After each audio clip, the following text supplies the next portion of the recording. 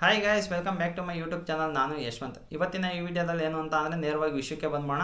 ಏನಪ್ಪ ಅಂತ ಅಂದರೆ ನಿನ್ನೆ ಸಾಟರ್ಡೆ ಎಪಿಸೋಡ್ ಏನಿತ್ತು ಬಿಗ್ ಬಾಸ್ದು ಅಷ್ಟಾಗಿ ಏನು ಚೆನ್ನಾಗಿರಲಿಲ್ಲ ಅಂತ ನನಗೆ ಅನ್ನಿಸ್ತಾ ಇದೆ. ಏನಕ್ಕೆ ಅಂತ ಅಂದರೆ ತುಂಬ ಎಕ್ಸೆಪ್ಟೇಷನ್ ಇಟ್ಕೊಂಡ್ಬಿಟ್ಟಿದ್ವಿ ನಾವು. ಈಗ ಅಶ್ವಿನಿ ಅವ್ರಿಗಾಗಲಿ ಕಾಕ್ರೋಚ್ ಸುದ್ದಿ ಅವ್ರಿಗಾಗಲಿ ಅವ್ರಿಗೆಲ್ಲ ಕ್ಲಾಸ್ ತೊಗೊಳ್ತಾರೆ ಅಂತ ಹೇಳ್ಬಿಟ್ಟು ನಾವು ತುಂಬ ಎಕ್ಸೆಪ್ಟೇಷನ್ ಇಟ್ಕೊಂಡಿದ್ವಿ.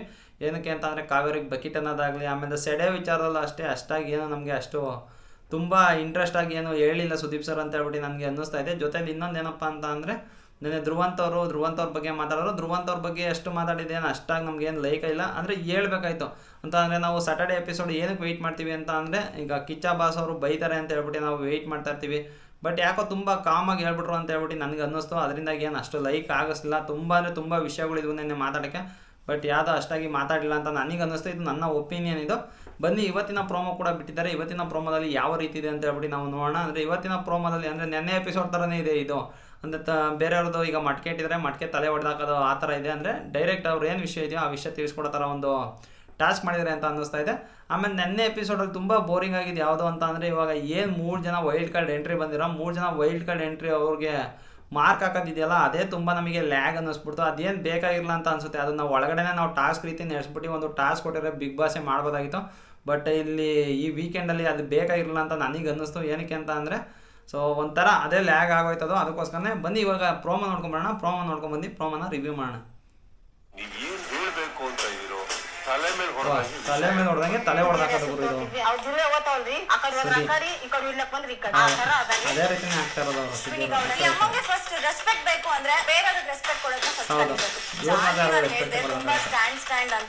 ಬಂದ ಮೇಲೆ ಗೊತ್ತಾಯ್ತು ಸ್ಟ್ಯಾಂಡ್ ಎಲ್ಲ ತುಂಬಾ ದೊಡ್ಡ ಬಕೆಟ್ ಆಗುತ್ತೆ ಅಂತ.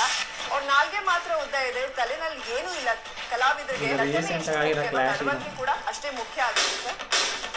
ಇದು ರಾತ್ರಿ 9 ಗಂಟೆ ನೋಡಿ ಈ ಥರ ಈಗ ಪ್ರೋಮೋ ಬಿಟ್ಟಿದ್ದಾರೆ. ಅಂದರೆ ಈಗ ಮಟ್ಕೆ ಇಟ್ಟಿರ್ತಾರೆ, ಮಟ್ಕೆ ಮೇಲೆ ತಲೆ ಮೇಲೆ ಹೊಡೆದೇ ರೀತಿ ಯಾರಿಗಾನ ಹೇಳ್ಬೇಕು ಅಂತ ಅಂದರೆ ಅದನ್ನು ಹೇಳ್ಬಿಡ್ಬೇಕು ಅಂತ ಹೇಳ್ಬಿಟ್ಟಿದ್ದಾರೆ.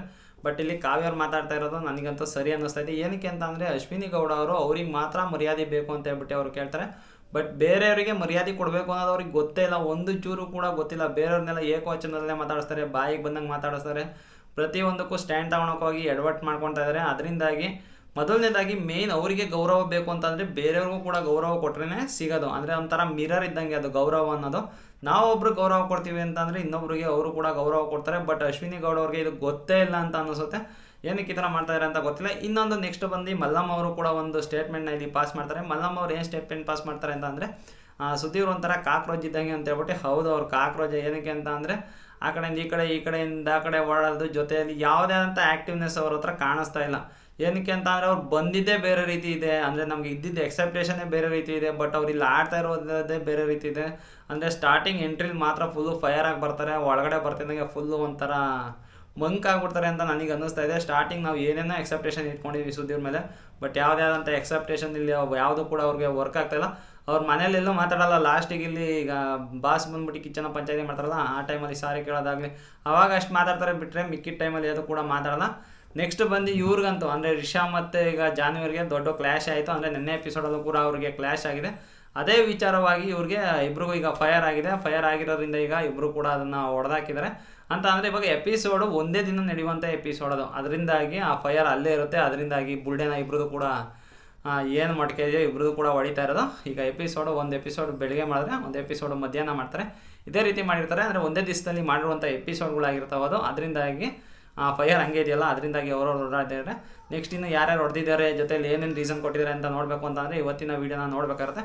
ಅಂದರೆ ಇದೇ ಒಂದು ಸ್ವಲ್ಪ ಇಂಟ್ರೆಸ್ಟಿಂಗ್ ಆಗಿದೆ. ಅಂದರೆ ನೆನ್ನೆ ಕಂಪೇರ್ ಮಾಡಿಕೊಂಡ್ರೆ ಇವತ್ತಿನ ಎಪಿಸೋಡೇ ಒಂದು ಸ್ವಲ್ಪ ಇಂಟ್ರೆಸ್ಟ್ ಆಗಿದೆ. ಅದರಿಂದಾಗಿ ಇವತ್ತಿನ ಎಪಿಸೋಡಲ್ಲಿ ಏನಾಗುತ್ತೆ ಅಂತ ಹೇಳ್ಬಿಟ್ಟು ನೋಡ್ಬಿಟ್ಟು ನೆಕ್ಸ್ಟ್ ಅಪ್ಡೇಟ್ ಕೂಡ ನಾನು ನಿಮಗೆ ತಿಳಿಸ್ಕೊಡ್ತೀನಿ ಸ್ನೇಹಿತರೆ. ಈ ವಿಡಿಯೋ ಇಷ್ಟ ಆಗಿರೋ ಒಂದು ಲೈಕ್ ಮಾಡಿ. ಇನ್ನೂ ಚಾನಲ್ ಸಬ್ಸ್ಕ್ರೈಬ್ ಮಾಡಿಲ್ಲ ಅಂತಂದರೆ ದಯವಿಟ್ಟು ಚಾನಲ್ನ ಸಬ್ಸ್ಕ್ರೈಬ್ ಮಾಡಿ ಅಂತ ಹೇಳ್ತಾ ನನ್ನ ಇವತ್ತಿನ ವಿಡಿಯೋ ಮುಗಿಸ್ತೀನಿ. Bye guys.